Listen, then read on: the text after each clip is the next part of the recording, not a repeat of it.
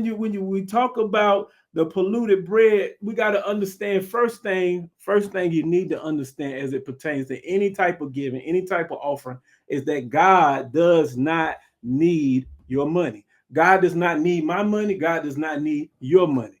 Amen. God that created the heavens and the earth, he does not need your money. He does not need your money. That's what this is.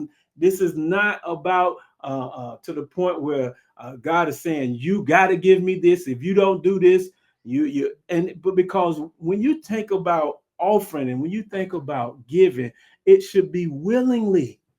It's not something that you should be done. It should be done because you feel guilty, you feel shameful, you feel ridiculed. Somebody has looked down on you. So you want to offer something, you give it willingly.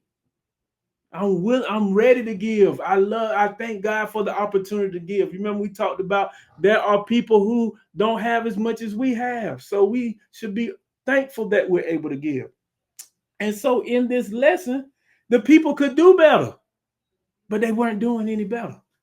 They had a better sacrifice, a better sheep to bring, but instead they brought the worst of the flock, the least of their flock, the least in value.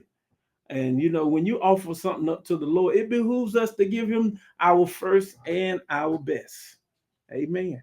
And the only way, that becomes through relationship, that becomes through prayer, because we understand that giving is an act of worship.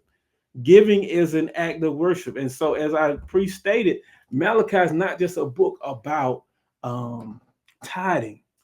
Because if I'm working on my relationship, if we're working on our relationship, then we don't mind laying some things aside. We don't mind giving, because we understand that our relationship is more valuable than what I'm giving up.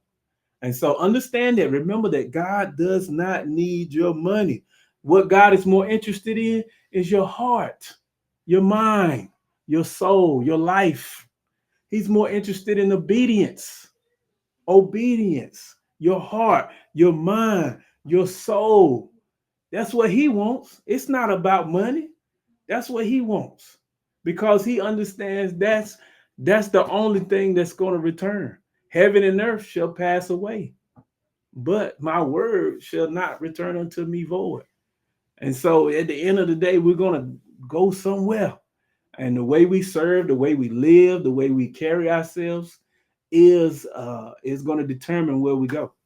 So it behooves us not to offer him polluted bread. And so when you look at polluted bread in another instance, let's say somebody's serving the Lord. Maybe they're working in the church, maybe they are singing, maybe they are a minister or a pastor or teaching Bible studies or Sunday